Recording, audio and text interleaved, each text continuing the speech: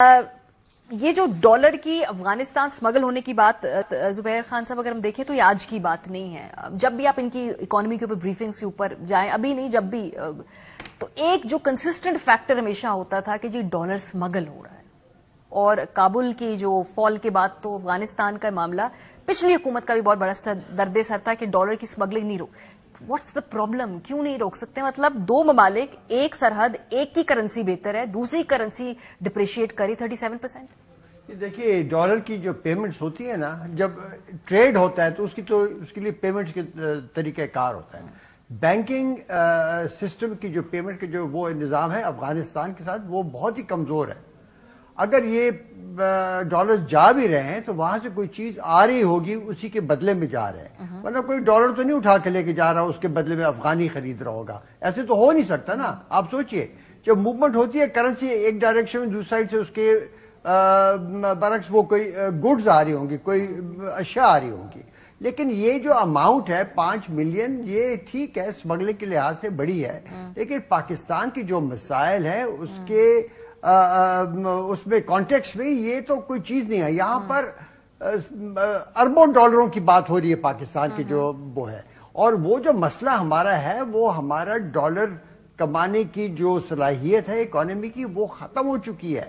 اور جو بھی یہ حکومت بھی کرتی رہی ہے اور جو اب IMF کروا رہی ہے وہ ہماری انڈسٹری کو بھی بند کر رہی ہے اور ایکسپورٹس کو بھی بند کرے گی.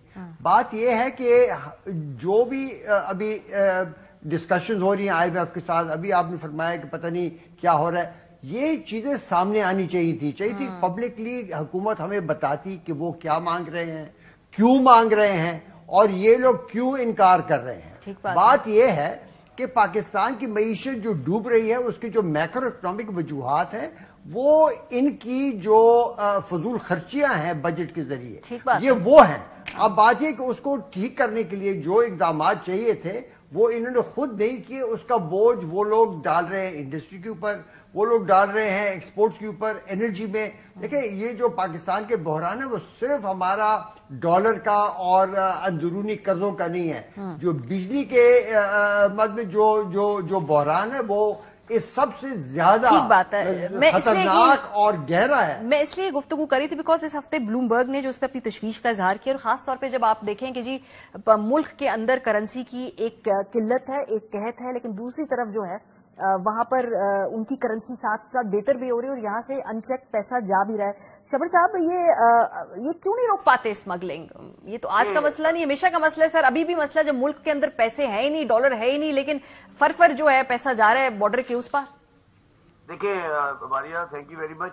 پہلی بات تو میں یہ کہنا چاہتا ہوں کہ جو کچھ بھی پاکستان میں ہو رہا ہے بالکل اس حساب سے ہو رہا ہے جو میں پیشین گوئی کر رہا تھا اور جو میں فورسی کر رہا ہوں. مجھے کوئی پریشانی نہیں ہے جو ہو رہا ہے, اور یہ ہونا تھا اور یہ ہو رہا ہے, اور یہ ایسے ہی ہوگا, کیونکہ یہ ان کو یہ لوگ اپنے کندھے سے اوپر نہیں دیکھ سکتے. افغانستان کے بارے میں مجھے کوئی کنفیوژن نہیں ہے. ہم افغانستان سے کوئلہ بائی کر رہے ہیں اور اس کوئلے کے پیسے ہم پاکستانی روپے میں اسلام آباد میں دیتے ہیں, اور اس کو وہ افغانی جو ہیں وہ روپے کا کیا کریں گے, وہ کسی طریقے سے افغان ٹرانسفر کرتے ہیں. تو یہ ٹریڈ ہو رہی ہے, یہ بیکار کی باتیں ہیں کہ اسمگل ہو رہا ہے. ان سے کوئلہ آ رہا ہے. آپ کسی بھی بندے سے جو ناردرن ایریا میں کوئلہ استعمال کرتا ہے اس سے پوچھیں کیا بامیان کا کوئلہ ناردرن پاکستان میں استعمال ہو رہا ہے یا نہیں ہو رہا, اور وہ امپورٹڈ کوئلے سے سستا ہے یا نہیں ہے.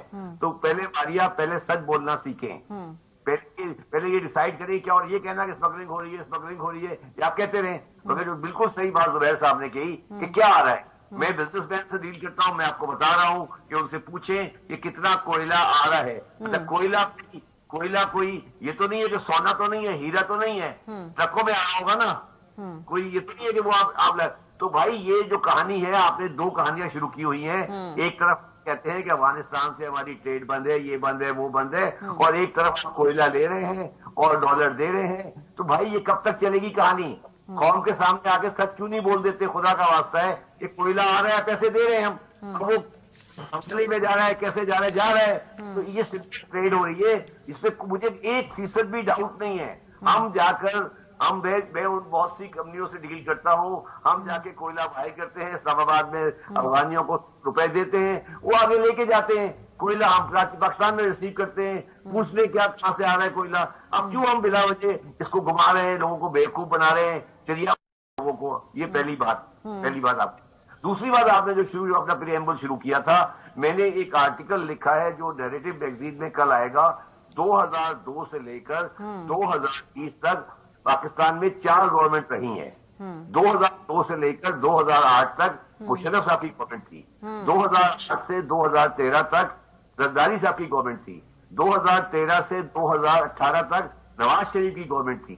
2018 سے 2022 تک عمران خان کی گورنمنٹ تھی. اور یہ چاروں گورنمنٹ ڈیموکریٹیکلی آئی ہیں, اور چاروں گورنمنٹ وہ ہیں جس میں اپوزیشن پارٹی الیکشن جیت کر آئی ہے اور رولنگ پارٹی نے الیکشن ہارا ہے.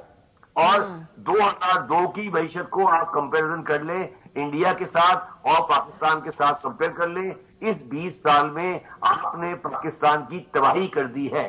اور اس میں چاروں پارٹی, میں نے آپ کو 4 نام لیے نا, یہ چاروں پارٹی برابر کے حصے دار ہیں. سب سے کم حصہ عمران خان صاحب کا ہے کیونکہ ان کا ٹینیور 3.5 سال ہے, باقی کا ٹینیور زیادہ ہے. زبیر صاحب, آپ کو لگتا ہے کسی کے پاس کوئی اکنامک پلان ہے؟ بیکاز مجھے اس وقت جو سیاست لگ رہی ہے وہ صرف ہے کہ آپ نے ایک ریٹرک کرنا ہے. Even P M L N کی کیمپین جو الیکشن کے اندر ہے ابھی ایشوز کے اوپر نہیں ہے. پی ٹی آئی کی بھی جو کیمپین ہے اب وہ ڈے ٹو ڈے ایشوز کے اوپر نہیں ہے. اب وہ نیریٹو, وہ جو ریٹرک ہے کہ بھائی اس کے ارد گرد گھومیں گے, دس از پرابلمٹک فار می. کہ اس کے بعد جو بھی آ رہا ہے مجھے لگ رہا ہے کہ کیا اکنامک پلان ان کے پاس کوئی ہے؟ بظاہر کسی کے پاس نظر نہیں آ رہا ہے اس وقت. بالکل ماریا صحیح کہہ رہی ہیں, کسی کے پاس اکنامک پلان نہیں ہے. لیکن میں ذرا آپ کو پیچھے لے جاؤں. دیکھیں 2013 میں آئی ایم ایف کا پروگرام آیا اور 16 تک رہا. اس کے بعد ریزروز زیادہ تھی, لیکن وہ تمام بوروڈ ریزروز تھی, قرضے لیے گئے تھے. دیکھیں ریزرو جو ہے نا, جو آخری جو ہم نے کمائے تھے وہ مشرف کے دور میں تھے. یہ یاد رکھیے کہ مشرف کے دور میں 2007 میں ہماری reserves were at their all time high. Sir وہ بھی بوروڈ منی. نہیں, نو, دے ور ارنڈ. دیکھیے I do the analysis, please give the پور مین کریڈٹ, ہز کریڈٹ. اس دور میں ریزروز ور ارنڈ بیکاز جو ہمارا فسکل ڈیفیسٹ تھا وہ سرپلس میں چلا گیا تھا. ہماری جو debt G D P ratio ہے وہ 55% تک آ گئی تھی اور ہمارے کرنٹ اکاؤنٹ سرپلس ہو گیا تھا.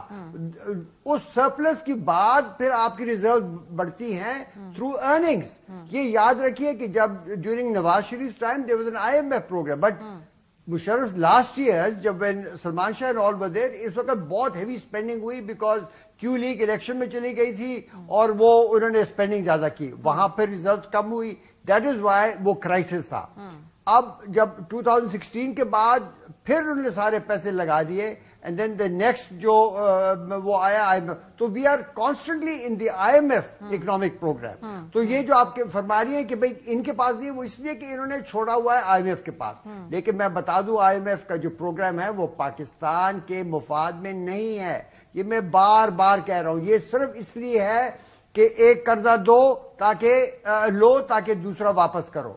یہ ایک کنٹینیوس کریڈٹ سسٹم میں ہے, وہ صرف کریڈیٹرز کا خیال کر رہے ہیں.